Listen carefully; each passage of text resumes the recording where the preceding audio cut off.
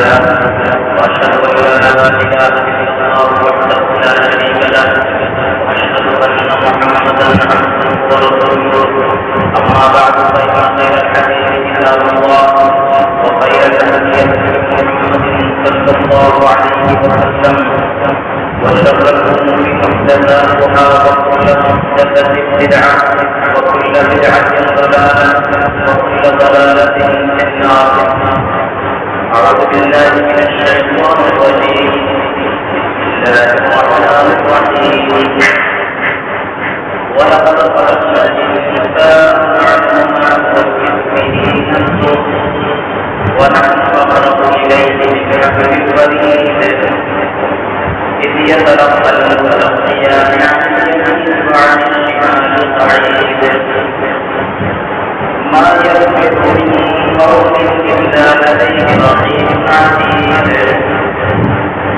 وجاءت سكرة الموت بالحق ذلك ما كنت منه تحيد ونفخ في الصور ذلك يوم الوعيد وجاءت نفس معها سائق وشهيد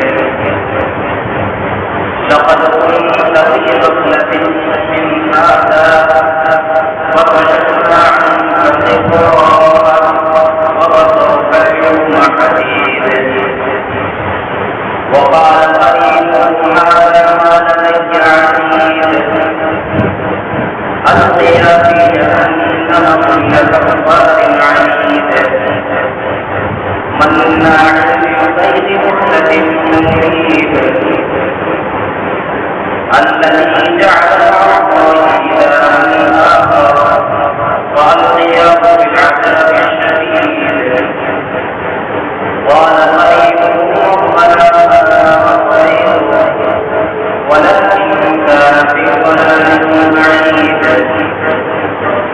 قال لا تقدموا لدي وقد قدمت إليكم بالوعيد ما يبدل القول لدي وما أنا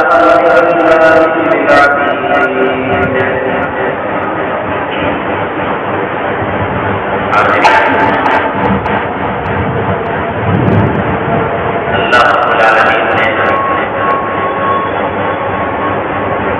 اسلام کی نعمت وہ اسلام کیا ہے؟ اسلام اور اس راستے نظر کر کے کوئی شخص اپنے مسلمان ہونے کا دعویٰ کر سکتا ہے اور آخرت میں نجات کی امید کر سکتا ہے. یہ جاننا یہ سمجھنا آپ جیسے طالب علم کی مدد کے لیے کوئی مشکل چیز نہیں. آپ جانتے ہیں کہ اسلام نام ہے اپنی اللہ کے رسول کا. اسلام نام ہے لا الہ الا اللہ محمد رسول اللہ کا. اسلام نام ہے درخت پیش شہید لن تضلوا ما تمسكتم بهما کتاب اللہ نے کا.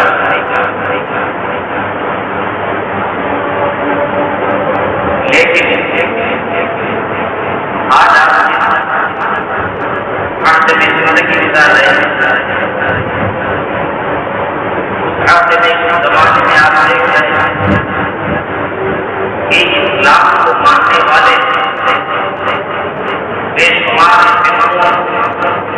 اور بے شمار لوگوں میں بٹے ہوئے اور ہر فرقہ ہر گروہ یہی دعویٰ کرتا ہے کہ وہی حق پر ہے اور اس کے علاوہ باطل پر ہے. وہی نجات پر دکھاتا ہے, وہی صحیح ہے, سب غلط ہے. اب ایسی صورت میں یہ سوال پیدا ہوتا ہے اور یہ سارے کے سارے لوگ سارے کے سارے بچے وہ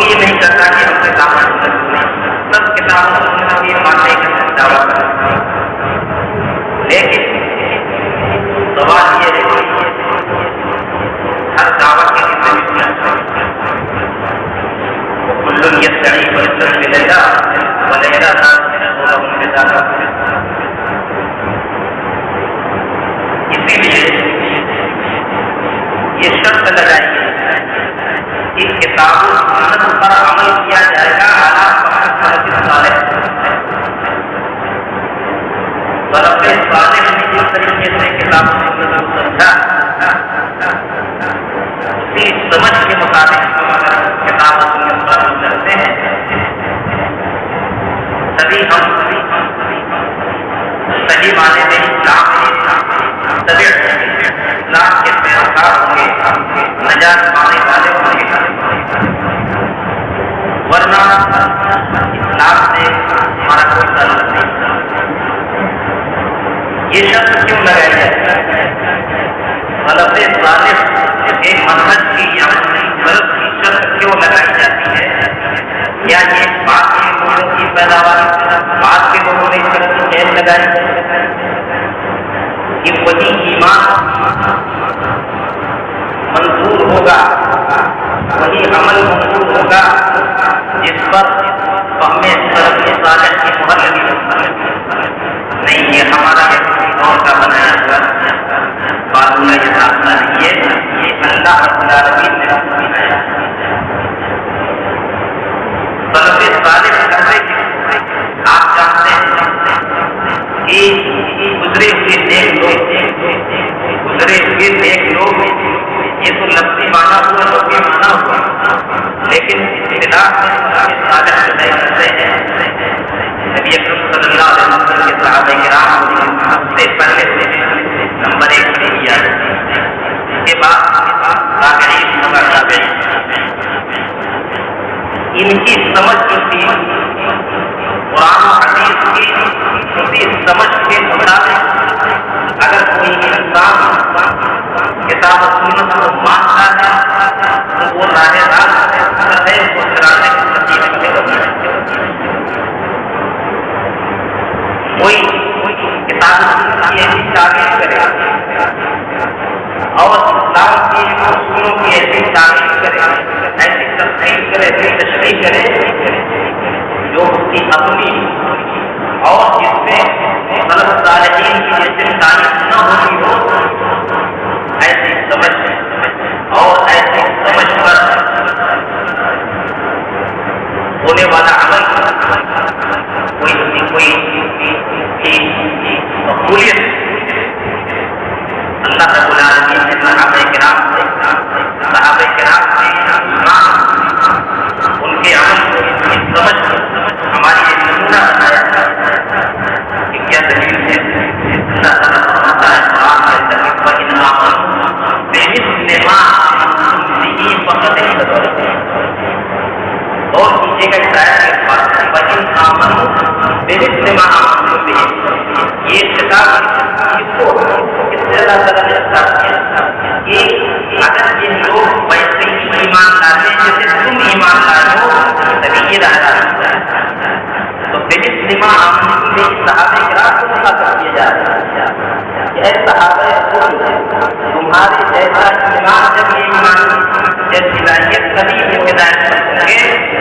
وہ ایک تبلغ بِإِنَّمَا هُمْ بِشُرَاءٍ. اور اگر کسی اور راستے پر جاتے ہیں تو اس سے بڑی گواہی کیا ہوتی ہے؟ اللہ رب العالمین نے صحابہ کرام کے ایمان کو ایک ذریعہ قرار دیا کہ ایسا ایمان ہونا چاہیے وہ قابل ہے. دوسری آیت ہے کہ اللہ تعالیٰ فرماتا ہے کہ الرسول من بعد ما تبين له الهدى ويتبع غير سبيل المؤمنين نوله ما تولى ونصله جهنم وساءت مصيرا. ومن يشاقق الرسول من بعد ما تبين له الهدى، جو شخص ہدایت کے واضح ہو جانے کے باوجود رسول سے ہٹ کر کے کوئی اور راستے پر چلا ہے، من يشاقق الرسول رسول سے الگ ہو کر کے رسول کے راستے سے ہٹ کر کے کسی اور راستے پر چلتا ہے، وَيَتَّبِعْ غَيْرَ سَبِيلِ الْمُؤْمِنِينَ. یہی اتنا کافی تھا کہ رسول کے راستے سے ہٹ کر کے کسی اور راستے پر چل رہا ہے، لیکن اللہ تعالیٰ نے اس کے بعد ایک اور جملہ کہا کہ وَيَتَّبِعْ غَيْرَ سَبِيلِ الْمُؤْمِنِينَ. کہ مومنین کے راستے کو چھوڑ کر کے کسی اور راستے کی طرف چلا، مومنین کے راستے کو چھوڑ کر کے کسی اور راستے کی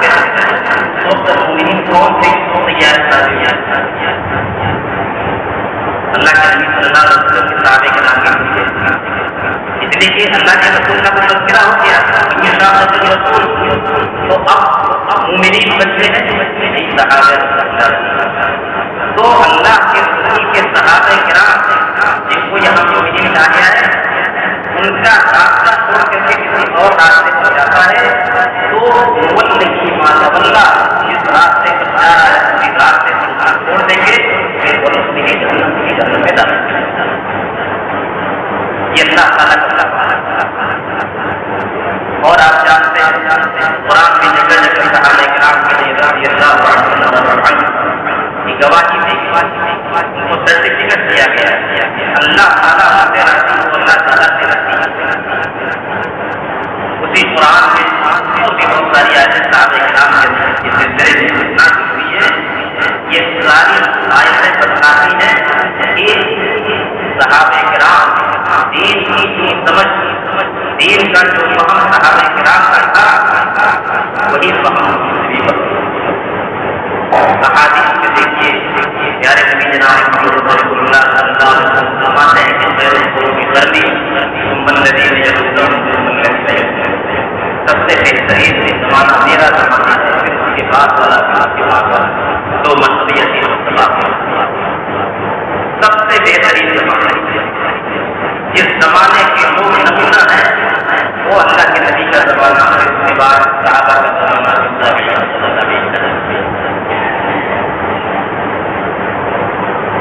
ان صحابہ کرام کو بھی اللہ کے نبی صلی اللہ علیہ وسلم نے نمونہ قرار دیا ہے، اس طریقے سے اللہ رب العالمین نے ان کے فہم کو، ان کے منہج کو ہمارے لیے بنایا ٹھہرایا ہے۔ اسی طرح ہمارے نبی جناب محمد رسول اللہ صلی اللہ علیہ وسلم نے بھی اپنی حدیثوں سے اسی بات کو واضح کیا۔ اس سلسلے میں سب سے مشہور حدیث وہ الفاظ انسانیت اللہ تعالیٰ کی کہ وعدنا رسول اللہ صلی اللہ علیہ وسلم موعظة وجلت منه القلوب وذرفت منها العيون۔ ایک مطلب اللہ کے نبی جناب محمد رسول اللہ صلی اللہ علیہ وسلم نے ہماری نصیحت کی کہ ہمارے دل سن کر کے کانپنے لگے اور آنسو بہنے لگے۔ کسی نے کہا کہ اللہ کے رسول یہ ویسا لگتا ہے کہ آپ کو الوداعی نصیحت کر رہے ہیں، لگتا ہے کہ اب اس کے بعد آپ کو نصیحت نہیں کریں گے، اس لیے اللہ کے نبی کچھ ہمیں وصیت بھی کر دیجیے، کچھ ہمیں ہدایت بھی کر دیجیے۔ آپ نے فرمایا کہ اوصیکم بتقوی اللہ والسمع والطاعة وإن كان عبدا حبشيا، کہ میں تمہیں اللہ سے خوف کرنے کی وصیت کرتی ہوں، اللہ کے تقوی کی ہر حال میں اللہ سے ڈرنا، اور سمع و طاعت کی وصیت کرتا ہوں، اگر کہ تمہارا امیر، تمہارا حاکم ایک حبشی غلام ہی کیوں نہ ہو، لیکن اگر وہ منتخب ہو کر کے آیا ہے، اگر وہ تمہارا حاکم بنا دیا گیا ہے تو اس کی سمع و طاعت، اس کی باتوں کو سنو اور اس کی باتوں کو مانو، چاہے وہ کتنا ہی تمہاری نظر میں غیر نظر کیا ہے، لیکن آخر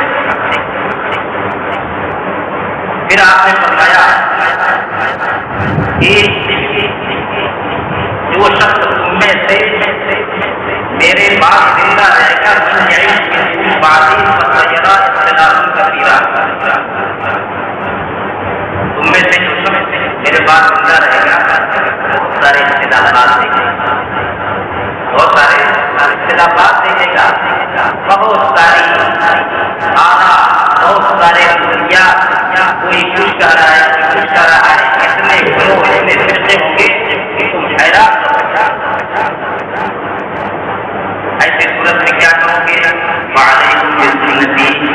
وسنت الخلفاء الراشدین المہدیین تمسکوا بها وعضوا علیہا بالنواجذ۔ آپ نے مسئلہ بھی بتایا جو درپیش ہو سکتا ہے یا ہوگا، اور اس مسئلے کا حل بھی بتایا کہ جب تم وہ زمانہ پاؤ جس میں لوگ آپ کی بولیاں سنتے ہوں، مختلف فرقوں میں، مختلف ٹولیوں میں بٹے ہوں، تو تمہارے لیے راہ نجات کیا ہے؟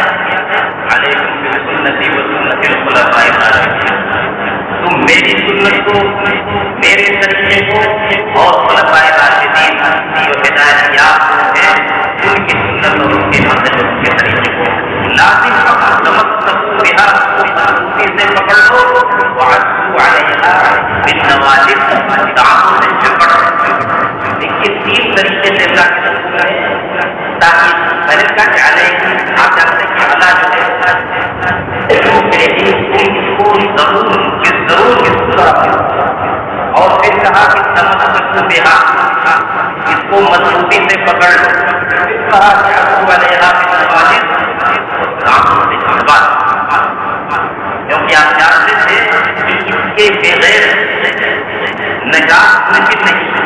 اس کے بغیر انسان فطروں سے الگ نہیں ہو سکتا۔ جو میرا راستہ ہے اسی راستے پر چل کر کے میری امت نجات پا سکتی ہے، دائیں بائیں ایک پکڑنے بدل، لیکن وہ مسئول علی صاحب جانتے ہیں کہ اللہ کے رسول صلی اللہ علیہ وسلم نے کیتا سیدھے لگے پیچھے کاٹ کے میرا سکھا، اور اس کے علاوہ دائیں بائیں لگے پیچھے کہا کہ یہ سب پکڑنیاں، ان پکڑنیوں میں سے ہر ایک پکڑنی پر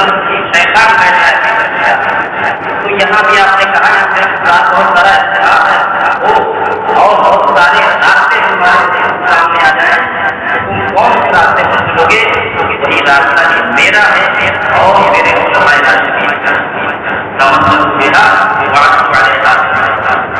اتنے ہی پر آپ نے اکتفا نہیں کیا، آگے فرمائیں کہ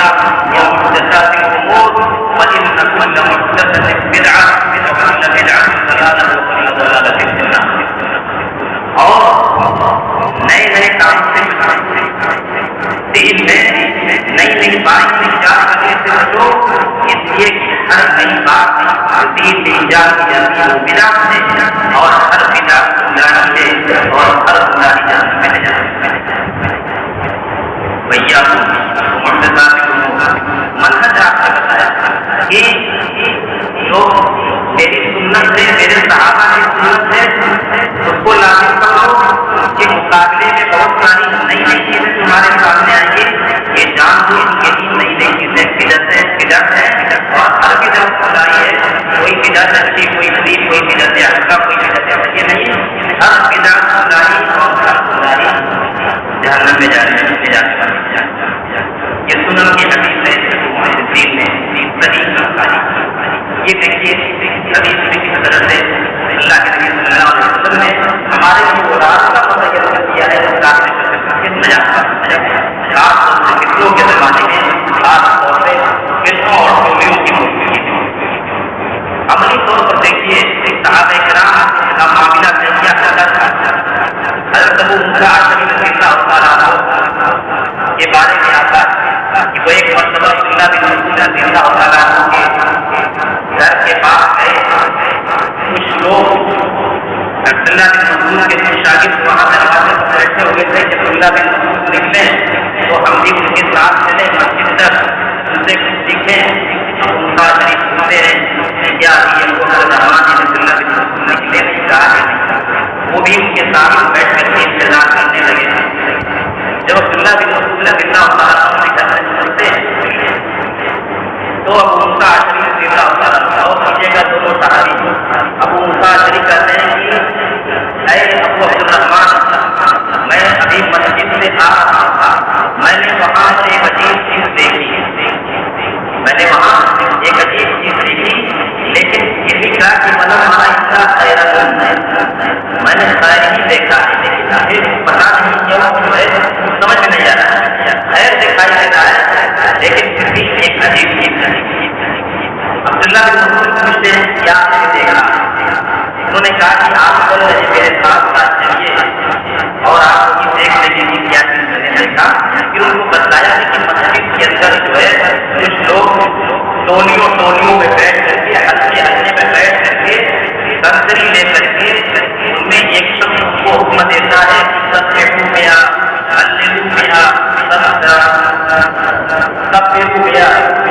چلو 100 مرتبہ تکبیر پڑھو، تو 100 مرتبہ تکبیر پڑھتے تھے اور تکبیروں کو گنتے تھے۔ پھر کہا تھا کہ 100 مرتبہ سبحان اللہ، 100 مرتبہ یہ پڑھو، لا الہ الا اللہ پڑھو۔ تو اس طرح یہی چیز میں مسجد میں ٹولی بنا کر کے وہ بظاہر کوئی خراب کام نہیں، اللہ کو یاد کرتے ہیں، تسبیح تعلیم پڑھ رہے ہیں، کون سی خراب بات ہے؟ اسی لیے عبداللہ بن ابو موسیٰ نے کہا کہ لم ارى الا الخير، میں نے خیر ہی دیکھا تھا، لیکن تو حضرت عبداللہ بن مسعود کہتے ہیں کہ آپ نے مجھ سے کہا کہ میں نے ان سے کچھ نہیں کہا، میں آپ کے انتظار میں تھا کہ آپ آ جائیں تو آپ ان کو نصیحت کریں۔ کہا کہ کیوں نہیں آپ نے مجھ سے کہا کہ اپنے گناہوں کو اپنے گناہوں کو گنو، اور میں گارنٹی دیتا ہوں کہ تمہاری نیکیوں میں کوئی کمی نہیں ہے۔ پھر گئے اللہ کے رسول صلی اللہ تعالیٰ مسجد میں پورا مسجد میں، اور دیکھا منظر کہ ہنسے لگے ہوئے ہیں، اور ہر ہنسے میں ایک گائے بیٹھا ہوا ہے، بیٹھا ہوا ہے بچہ، یہی وہ دیتا ہے ککڑی دے کر کے تم بیٹھے کہ 100 مرتبہ تسبیح پڑھو، 100 مرتبہ تکبیر پڑھو، 100 مرتبہ اللہ کے رسول کہتے ہیں تم لوگ کیا کر رہے، تم لوگ کیا کر رہے؟ انہوں نے کہا کہ کچھ نہیں، بس ہم اللہ کو یاد کر رہے، اللہ کا ذکر کر رہے ہیں۔ تو اللہ کے رسول صلی اللہ علیہ وسلم کہتے ہیں کہ ما اسرع یا کہ امت محمد کتنی جلدی تم ہلاکت اور بربادی کے راستے سے جانے لگے۔ هؤلاء صحابة نبيكم صلى الله عليه وسلم وخوافرون، وهذه ثيابه لم تبلى وآنيته لم تبتر۔ کتنی جلدی ہلاکت کے راستے پر چل رہے، صحابہ رسول موجود ہیں، اللہ کے نبی صلی اللہ علیہ وسلم کا زمانہ بھی بہت دور نہیں گیا ہے، ان کے کپڑے بھی پھٹے نہیں، پھٹانے نہیں تھے، ان کے برتن بھی ٹوٹے نہیں، اور والذي نفسي بيده انه لعلى مثل عذاب بالذي محمد صلی اللہ علیہ وسلم، کہ اللہ نے قسم کیا تم یہ سمجھتے ہو کہ تم ایک ایسا راستہ دریافت کر لیا ہے اللہ کے رسول صلی اللہ علیہ وسلم کے راستے سے بے نقص، او انتم متبعو بعض ثلاثہ، یا تم گمراہی کا ایک راستہ چن رہے۔ پھر آپ نے فرمایا کہ اللہ کی قسم میں تو یہی سمجھ رہا ہوں کہ تم لوگ ہی سے تعلق رکھتے ہو جس کے بارے میں پیارے نبی جناب محمد رسول اللہ صلی اللہ علیہ وسلم فرما کے گئے ہیں کہ یہ کچھ لوگ ایسے آنے والے ہیں کہ وہ اتنے باقاعدہ اتنے حافظ ظاہر ہوں گے کہ یا قرآن خود پڑھیں گے لیکن لا یجاز قرآن وہ قرآن کی طرف سے نیچے نہیں چلے گا، اپنی خوارج کی طرف جانے کا لگتا ہے کہ تم لوگ خوارج کی نسلتے ہیں راضی کرتے ہیں کہ بعد اللہ کے رسول کو جو نصیحت کرنا تھا کرنے چلے گئے، راضی کرتے ہیں۔ بعد میں ہم نے دیکھا کہ ان میں سے اکثر لوگ نخوان کی جنگ میں ہم سے جنگ کر رہے تھے، نخوان کی جنگ میں جو خوارج کے اور مسلمانوں کے درمیان ہوئی تھی رضی اللہ تعالیٰ عنہ میں، تو ان میں سے اکثر لوگ اسی جنگ میں خوارج کی سے لڑ رہے تھے، یعنی واقعی وہ لوگ کرنے کا مطلب یہ ہے میرے بھائیوں کہ اللہ کے رسول صلی اللہ علیہ وسلم کے راستے سے اور صحابہ کرام کے مطلب کے طریقے سے جب انسان ہٹ جائے گا تو اسی طریقے سے گمراہی میں پڑے گا۔ ہماری لوگ آپ جانتے ہیں یہ تقسیم ان کا سب سے بڑا ہتھیار ہے، سب کو کافر کا کاٹنا، سب کی جانیں دینا، اب وہ چاہے جتنے فاصلہ بنے جتنے مستقیم نظر آئے، لیکن یہ دین حقیقت میں دین پسند دین پر چلنے والے نہیں ہیں۔ آپ ناریوں کا مطالعہ کیجیے، مسلمان رضی اللہ تعالیٰ عنہ کے قاتل کون لوگ تھے، حضرت علی رضی اللہ تعالیٰ عنہ کے قاتل کون لوگ تھے، حضرت علی کے قاتل کے بارے میں سننے کی تو دنگ رہ جائے گی، کتنا اتنا پاک تھا، کتنا اللہ کو یاد رکھنے والا، حرام سے بچنے والا۔ حضرت عبداللہ بن مسعود رضی اللہ تعالیٰ عنہ نے وہاں ایک بات ہوتی ہے کہ میں بھول گیا، انہوں نے یہ جو جب پوچھا گنتی کر رہے تھے تو انہوں نے کہا جو لوگ بیٹھے ہوئے تھے کہ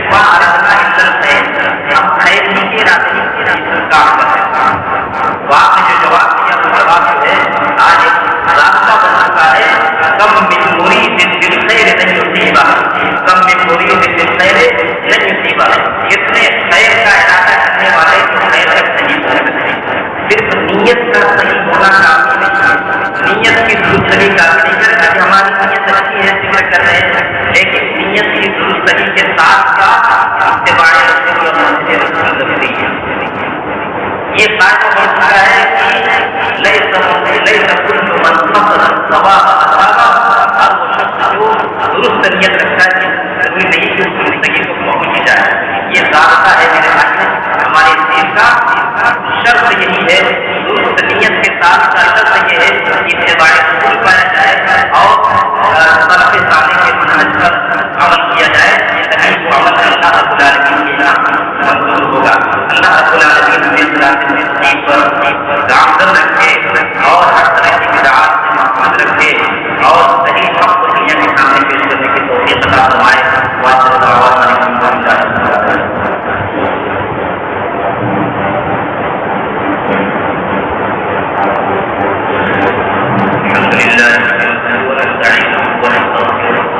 ونعوذ بالله من شرور انفسنا وسيئات اعمالنا، من يهده الله فلا مضل له ومن يضلل فلا هادي له، واشهد ان لا اله الا الله وحده لا شريك له، واشهد ان محمدا عبده ورسوله. اما بعد، كل ما ذكرناه ايها الاخوه ليس معناه ان نكفر الناس، فالتكفير ليس امرا سهلا، انما علينا الدعوه الى الله تعالى، انما علينا بيان الحق وبيان الصراط المستقيم للناس، نكون دعاة لا نكون مكفرين. التكفير شيء خطير، التكفير له اقطاع وله شروط وله ضوابط. هناك تكفير معين وتكفير مطلق، وهناك كفر دون كفر، وهناك كفر اصغر وكفر اكبر، وكفر اعتقادي وكفر عملي. وتكفير المطلق والتكفير المعين كل هذا وذاك له اصول وله ضوابط وله موانع ينظر فيها كبار العلماء والمتخصصون، ونحن لا نكفر الناس خاصة التكفير المعين، لا نقول لأحد بالذات أنه كافر، هذا